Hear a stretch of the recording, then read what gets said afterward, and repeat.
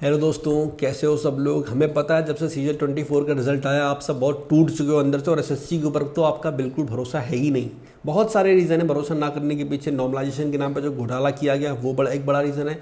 Cut off का देखें तो 390 में से 335 कट ऑफ जा रहा है। एमईए की पोस्ट के लिए 360 से ऊपर का नंबर लाना पड़ेगा, तब जाके एमईए की पोस्ट मिलेगी। तो बहुत सारी बातें जिसकी वजह से एसएससी के ऊपर से लोगों का भरोसा उठ रहा है। तो क्या हमें एसएससी छोड़ देना चाहिए?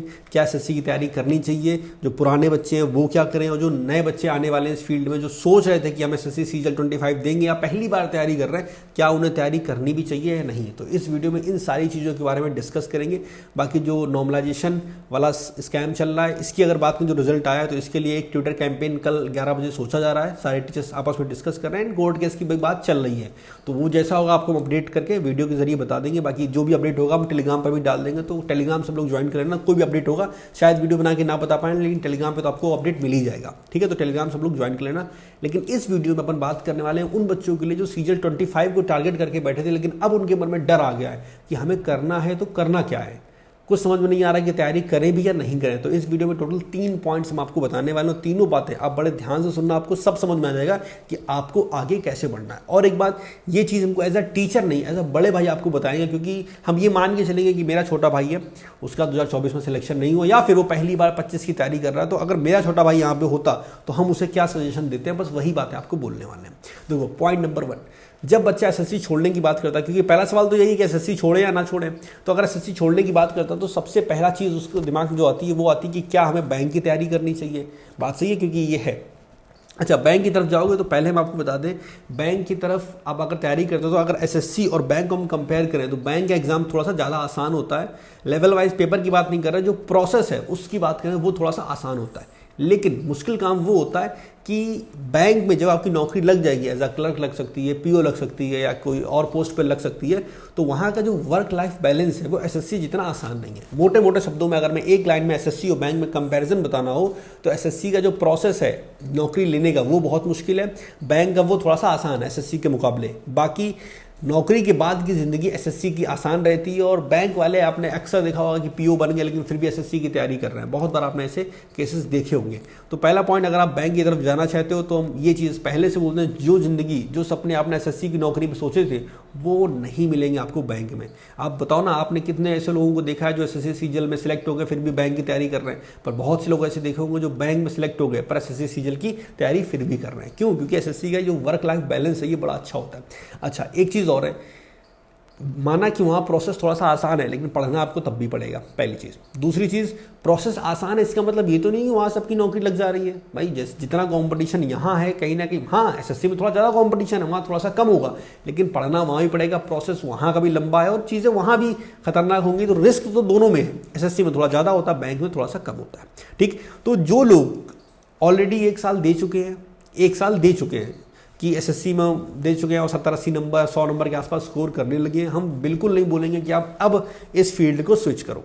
ठीक, इस फील्ड को आप स्विच करने का कोई मतलब नहीं, बैंक की तरफ जाने का मतलब नहीं। हाँ, अगर आप नए हो, पहली बार अभी आपने तैयारी शुरू नहीं की है, सोच रहे हो कि क्या हम बैंक की तरफ जाएं एसएससी, तो आप सोच लो आराम से। एसएससी के भाई जितने भी गलत चीज़ें हैं वो आपको अब तक तो पता चली गई होंगी कि भाई टाइम पे चीज़ें होती नहीं, कभी कभी डिले करते हैं, कट ऑफ में धांधली है, आंसर की में धांधली है, और नॉर्मलाइजेशन तो अलग तरह का स्कैम चला। तो वो चीज़ें आप सोच लो। लेकिन अगर आप 1 साल तक तैयारी कर चुके हो या 6 महीने भी हो गए आपको तैयारी करते करते, तो हम बिल्कुल बोलेंगे कि एसएससी की तरफ थोड़ा टाइम ज़्यादा लग सकता है पर चीज़ें आपकी लाइफ थोड़ी सी बेहतर होगी। अब बहुत लोग हमें नीचे के ज्ञान देंगे कि तुम एसएससी के फील्ड के हो इसलिए ऐसा बोल रहे हो। बच्चा, हम वही आपको बात बता रहे हैं जो आपके लिए सही है। हम बोला ना, अगर मेरा कोई छोटा भाई होता तो उसे भी हम यही सजेशन देते जो हम आपको दे रहे हैं।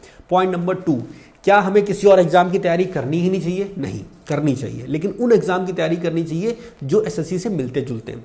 कहने को तो रेलवे में भी बहुत सारी चीज़ें चलती रहती हैं, लेकिन इसका मतलब ये तो नहीं कि आप रेलवे का पेपर नहीं दोगे, बिल्कुल दोगे।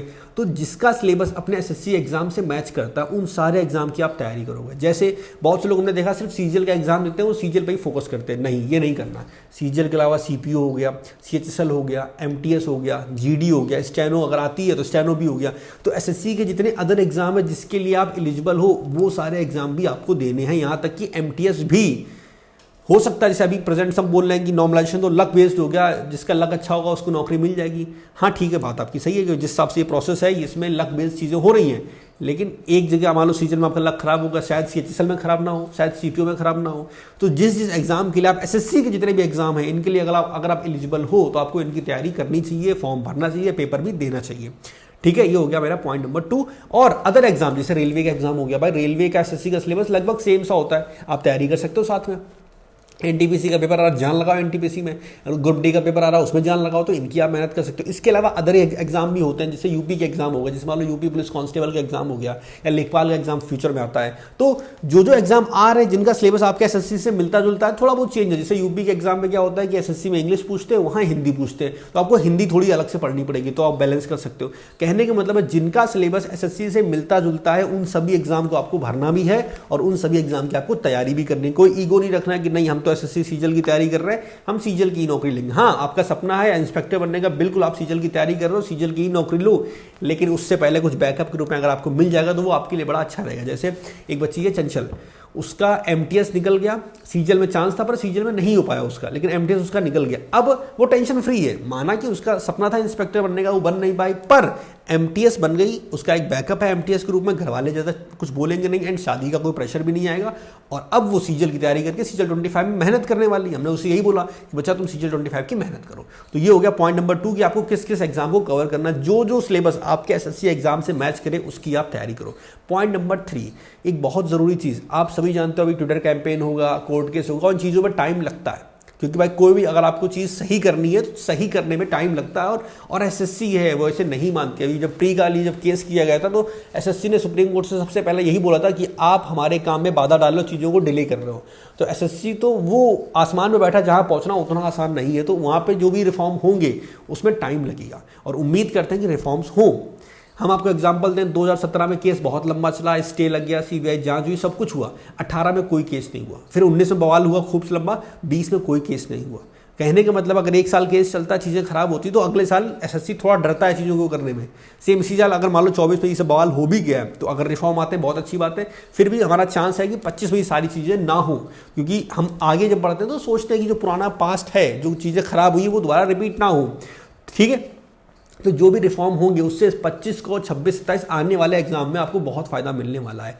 लेकिन सबसे बड़ी चीज़, अगर आपने उसके लिए पढ़ाई ही ना की तो क्या फ़ायदा। आप ट्विटर कैंपेन में लगे हो, आप कोर्ट केस के लिए ग्रुप्स में बातें कर रहे हो, बाकी सारी चीज़ें वो ठीक है, वो आपको बिल्कुल सपोर्ट करना चाहिए। हम इस चीज़ के बिल्कुल भी खिलाफ नहीं कि आप उन चीज़ों से हट जाओ, वो करो, लेकिन साथ में आपकी पढ़ाई भी होनी चाहिए। ध्यान से देखो बच्चा, मार्च निकल चुका है आधा, मार्च में 15 दिन बाकी रह गए। मार्च 15 दिन, अप्रैल, मई और जून जुलाई में एग्जाम शेड्यूल है आपका। जून में हम मान के चलते हैं कि 15 जून के बाद एग्जाम, 15-20 जून के बाद कभी भी हो सकता है, क्योंकि लास्ट ईयर भी यही SSC ने किया था, एग्जाम जल्दी करवा लिया था। तो हम मान लेते हैं कि भाई 15 जून के आसपास आपका एग्जाम होता है, गिनती के 90 दिन आपके पास हैं। अब आप सोचो, ये 90 दिन में अगर आपने पढ़ाई ना की, पढ़ाई आप नहीं कर रहे हो, तो चाहे जितने अच्छे रिफॉर्म हो जाएं, SSC चाहे जितना सुधार कर ले, मेंस बोल देगा हम सेम डे करा लेंगे, नॉर्मलाइजेशन को हटा देंगे, फ़ायदा क्या होगा जब आपने पढ़ा ही नहीं। तो वो लोग जो बिल्कुल बाउंड्री पे थे, 24 में सिलेक्शन नहीं हुआ, वो सारी चीज़ें ठीक है, रोना है 2-3 दिन बैठ कर रो लो, जो करना है कर लो, लेकिन उसके बाद वापस अपनी पढ़ाई पे आ जाओ, क्योंकि ईमानदारी से बोले आपके पास सिर्फ और सिर्फ 3 महीने हैं। और SSC थोड़ी सी पागल हो चुकी है वैसे भी, अगर वो सनक गई, उसने शुरुआत में बोल दिया 3 तारीख से पेपर है आपका, 3 जून से, तो 10-12 दिन और आपके कम हो गए। समझ गई मेरी बात। तो वो वाली चीज़ें हैं, तो आपके पास टाइम बहुत कम होगा। 90 से क्या पता फिर आप 80 दिन पे आ जाओ।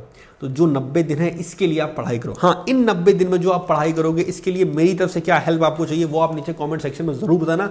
हम आपको गारंटी देते हैं सीजल 25 के लिए जितना मैक्सिमम से ज़्यादा हम कर सकते हैं वो ज़रूर करेंगे। जैसे हमने अपने सेकंड वाले यूट्यूब चैनल पर 75 डेज़ का एक मैथ्स का बैच लाया है, जो सभी के लिए बिल्कुल फ्री है, जहाँ पर ऑलरेडी 2 क्लास हो चुकी है। अगली क्लास कल शाम 7 बजे है, वो लाइव बैच है। ठीक है, तो वो 75 डेज में मैथ का सिलेबस आपका पूरा करवाने वाले हैं, तो आप वहाँ से मैथ्स कर सकते हो। अब देखो, यहाँ पे किसी हम बैच का प्रमोशन नहीं कर रहे हैं, हम किताब का प्रमोशन करने नहीं आए हैं, हम आपको वो बताने आए हैं जो सही है। ये 75 डेज की जिस बैच की बात कर रहे हैं इसके लिए हम आपसे कोई पैसा नहीं ले रहे, ये फ्री है। तो अगर आप बिल्कुल ज्वाइन करना चाहो, उससे पढ़ना चाहो तो आप बिल्कुल पढ़ सकते हो। जो मेरा पुराना बैच था 75 डेज का, वो बहुत सक्सेसफुल था। सिर्फ इसीलिए बोल रहे हैं अगर आप पढ़ना चाहो तो। बाकी आप जहाँ कहीं और से अगर पढ़ रहे हो तो आप वहाँ से पढ़ो। कहने का मतलब सिर्फ ये है कि अगर सिर्फ 90 दिन बचे हैं तो इन 90 दिन में हम चाहते हैं कि आप जो रिफॉर्म और कोर्ट केस और जो ट्विटर कैंपेन जो भी चल रहा है वो सब करो, लेकिन साथ में अपनी पढ़ाई भी करते रहो। अगर सिर्फ उसी में लगे रहे और चीज़ें सही हो भी गई, फिर भी आपका कुछ भला नहीं होगा, क्योंकि आपने पढ़ाई नहीं की। और आप सभी जानते हो कि कट ऑफ ज़्यादा गया है, स्कैम हुआ, वो सब चीज़ें ठीक है, लेकिन एक बहुत बड़ा रीज़न उसमें है कि उस पेपर में रिपीटर्स भी बैठते हैं। ठीक है, तो जब रिपीटर्स बैठते हैं तो कंपटीशन अपने आप हाई हो जाता है। तो अगर चीज़ें सही भी हो जाएंगी तो कट ऑफ कम होगा, ज़रूर कम होगा, लेकिन इतना भी कम नहीं हो जाएगा कि थोड़ा पढ़ के काम चल जाएगा। भाई एसएससी मतलब कंपटीशन, ये बात ध्यान रखना। ठीक है, और ये बड़ी गलत चीज़ है, पर इसका कोई कुछ नहीं कर सकता, कोई कुछ नहीं कर सकता, क्योंकि हर साल रिपीटर्स पेपर में बैठते हैं। और एक ये भी रीज़न है जिस वजह से कट ऑफ बढ़ता है। इस बार सीजर 24 की बात करें, 33% क्यू मैथ्स के डाटा के अकॉर्डिंग 33% ऐसे लोग हैं जो ऑलरेडी किसी जॉब में है, लेकिन फिर भी उन्होंने सीजर 24 दिया है। इस 33% में हम मान लेते हैं 15-20% तो ऐसे हो सकते हैं जिन्हें अच्छी पोस्ट लेनी होगी या लोकेशन अच्छी लेनी होगी, लेकिन फिर भी 10-12% तो ऐसे लोग होते ही होते हैं जो सिर्फ सीट वेस्ट करते हैं।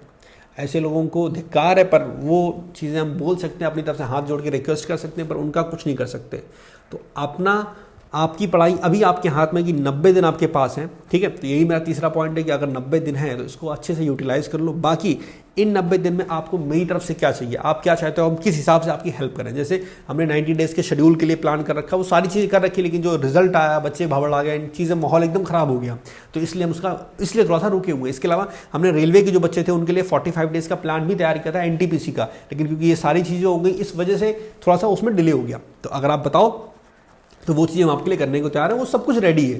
ठीक है, बस आपको मेहनत करनी। तो अगले 90 दिन तक आपको क्या क्या चाहिए, मेरी तरफ से हम आपकी कैसे हेल्प कर सकते हैं। जैसे मेरा मैथ्स का बैच है, आप वहाँ से हेल्प ले सकते हो। इसके अलावा स्ट्रेटजी वीडियो या किसी भी टॉपिक में आपको दिक्कत आ रही है, आप नीचे लिखो, हम कोशिश करेंगे उस टॉपिक के ऊपर वीडियो बनाएं एंड उसके लिए आपको सोल्यूशन दें। ठीक है, तो बस यही 3 बातें मैं बतानी थी। तो अगर आपका अब भी मन है क्विट करने का तो आप बिल्कुल कर सकते हो। हमने जो चीज़ें सही थी वो बता दी। किसी और एग्जाम में जाओगे थोड़ी बहुत धांधली वहाँ भी होगी, रिस्क वहाँ भी होगा।